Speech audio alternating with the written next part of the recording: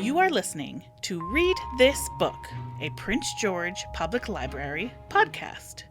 We gratefully acknowledge that we conduct our work on the ancestral lands of the Kailyn Tene. Hello, everyone. I am Leslie. Each episode, a special guest will tell us about a book in our collection that has inspired, surprised, or captured them, and why we should read it. Kailyn's taste in books is a little all over the place. Lately, she has been enjoying a lot of graphic novels and poetry, but she also likes creative nonfiction, books with lyrical writing, retellings of fairy tales, and fantasy. The book Kailyn is currently reading is called In the Field Between Us by Molly McCulley Brown and Susanna Nevison. Kailyn has a lot of childhood favorite books, but she says that the Ramona Quimby series by Beverly Cleary remains a standout. Please welcome Kailyn. Thank you so much for coming, Kailyn. We're so happy to have you here. Oh, thank you for having me. So what the listeners might not realize about you and I is that you and I talk about everything. We really do. Yes. Yeah. We talk about books, movies, TV shows, documentaries, everything. Everything. YouTube channels. I keep telling you about podcasts. You keep telling me that you're not a big podcast listener. But I don't listen. No, it's okay. I've been wanting to wade into the podcast. So it's kind of cool that this is that I don't listen to podcasts, but this is my first time on a podcast. It's kind of like a cool introductory into it.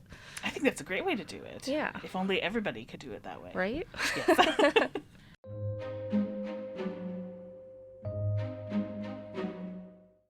So you have a very special book for us today. Yes. Called The Black Witch by Laurie Forrest. Yes. Kailyn, could you tell us why we should read this book? Totally. So I read this book a few years ago when I was trying to get back into more consistent reading after university, because university, you're constantly reading non-fiction, so I wanted to retrain my brain. So I picked this book, and I was absolutely sucked in. I hadn't read a book where I was excited to read it all day like that since high school, so that was a really fun feeling to return to. So it's a fantasy book. It's the first of, there's 4 so far, and it's set in a fantasy world with lots of different fantasy races, and what's really cool about it is they all each have their own very rich culture and viewpoints, so it's not just the main character race that we engage with, it's everyone. And it's set about a decade or so after a war that has really created the current racial hierarchy. And our main character is Lauren Gardner, and she belongs to the Gardnerian race, who before the war was oppressed, but after the war, the race came out kind of on top. So she's born into some privilege and power, and she lives in this really conservative and bigoted culture. And what's also interesting is that she's the spitting image of her grandmother, who was a powerful mage and considered a war hero, and many believe that Lauren will be the next prophesied Black Witch, but she has no magical abilities of her own, which is very interesting because I feel like most young adult fantasy main characters do have some sort of special power. Yes, I think that's really exciting. Yes, it is. She definitely turned some tropes on their heads, which I enjoyed. So the plot really kicks off when she leaves her isolated village and she goes to a non-segregated university where she's forced by her aunt, who's trying to get her to agree to a magically bound arranged engagement, to live and work with those that she's been taught to either look down on or fear. But through the interactions of her classmates and the friendship she forms with some of the misfits of society, she begins to question whether the history and prejudices she's been raised with are true. And then she eventually joins the underground resistance. So there's a lot going on. Oh my gosh.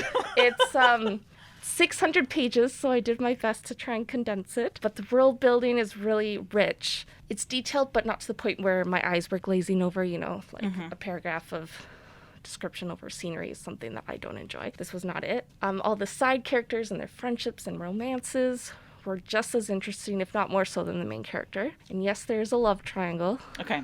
But this is a young adult teen, right? It is. So I think sometimes you have to have a love triangle. Yes. I think that's in a contract somewhere. I wouldn't be surprised. But I will say it's not the main plot. Okay. But I mean, who doesn't like some romance around that? So it was fun to have in there. And it has dragons too. So. Oh, wow. I mean. Yeah, so a ton of fantasy creatures. Like they had Selkies, which is a fantasy creature that I've not read a lot about. So I really enjoyed that. Are Selkies, are those seals? Yes. Yeah. They like shed their seal skin. Their seal skin and then become human on land. Yes. I believe that's like ancient Irish. Oh, okay.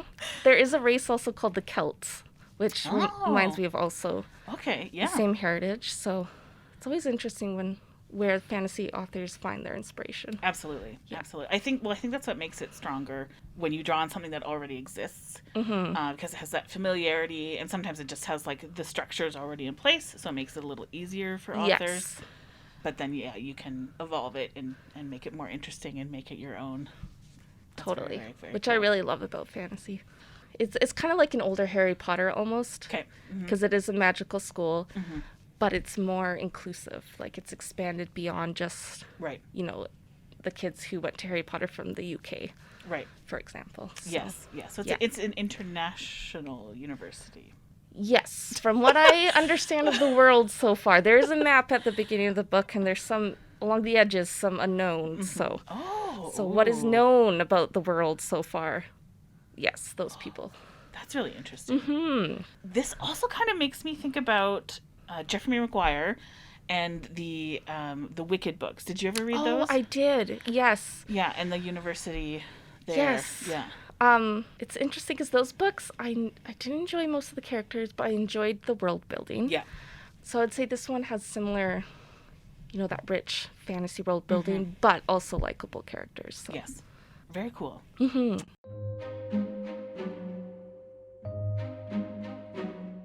One of the questions I have for you is if you can, without spoilers, describe this book in 3 words. Okay. Magic, rebellion, and I'm going to throw romance in there because she writes the romance really well. It's not the forefront, but she does it very well.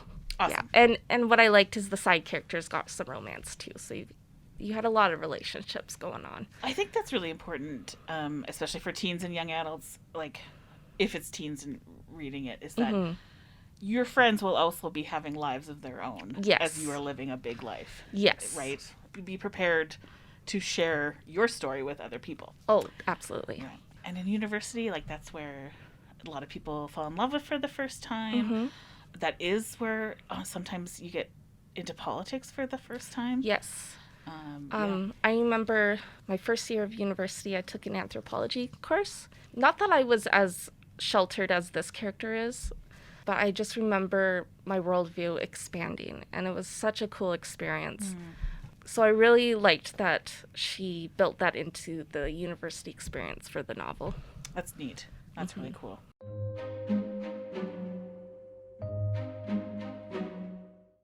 Sorry, I know I asked you about the 3 words to describe it. Can you talk about the main themes of the book?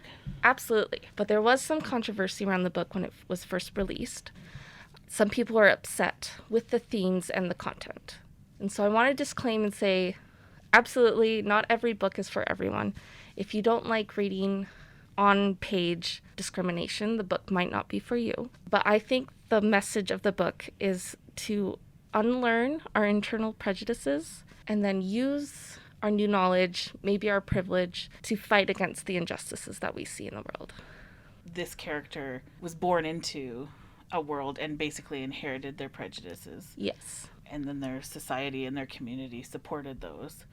And it was stretching yourself, going somewhere new, meeting new people. That was able for her to expand her. I kind of thought of it as if we read Harry Potter from Draco's point of view.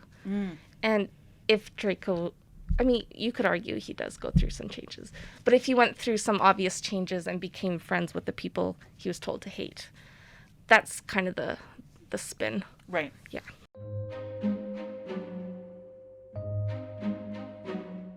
So I talked about Wicked and Jeffrey Maguire, but what are some other books that you would recommend somebody who likes The Black Witch? Yes. So I might also be impartial to this other series that I started in high school, but the Shadowhunter books.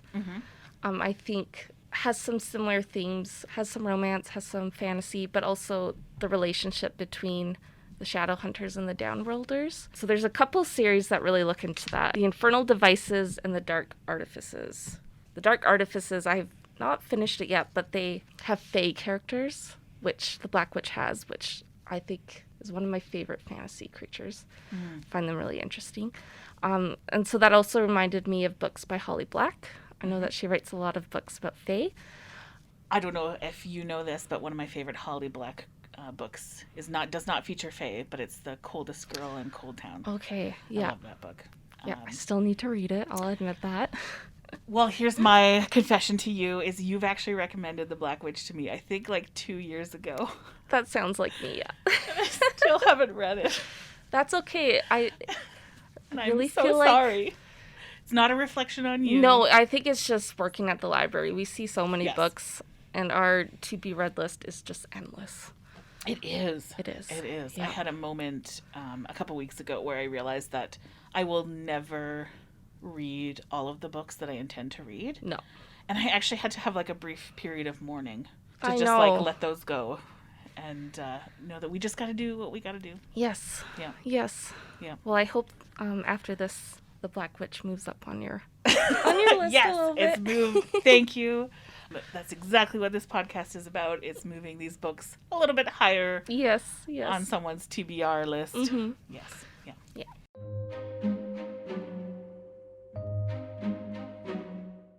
So, Kailyn, we have a little game to play, Ooh, which sounds- you may have already heard whispers of, called This or That. Oh, yes. Yes. I And have so- listened to a few of the episodes. So. Excellent. So this isn't a total surprise for you, but I'm going to list or say two sort of opposing things, and you're going to choose one as quickly as possible. Okay. Follow your instincts. All truths will be revealed.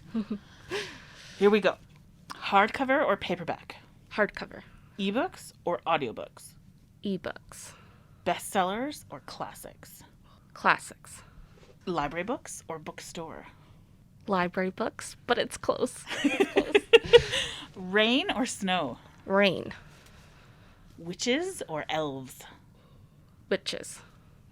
Beach or forest? Forest. Snow White or Cinderella? Cinderella. Cinderella or Ariel? Ariel. Morning or night? Night. I actually knew that. 'Cause Did that's you? one of the things we talk about. It is. that It is. we're both night people and not really morning people. Totally, yep. Summer or winter? Winter. Oh. I am not a fan of the heat. I Okay. can't handle hot temperatures very well. We've also talked about that you're looking for cardigans you were going to call summer cardigans. Summer cardigans, yes. Yeah. Yes. Which that paired with being a cat owner and liking tea, I think makes you, it's like the trifecta of library stereotype. Oh, I know. Just a walking stereotype here. Thank you so much, Kailyn. Yes, no, thank you for having me. This was really fun. This was really, really fun. I had a Yes. great time. Thank you for listening to Read This Book, a Prince George Public Library podcast. Please join us every 2 weeks to discover a new book or visit pgpl.ca to explore our catalog.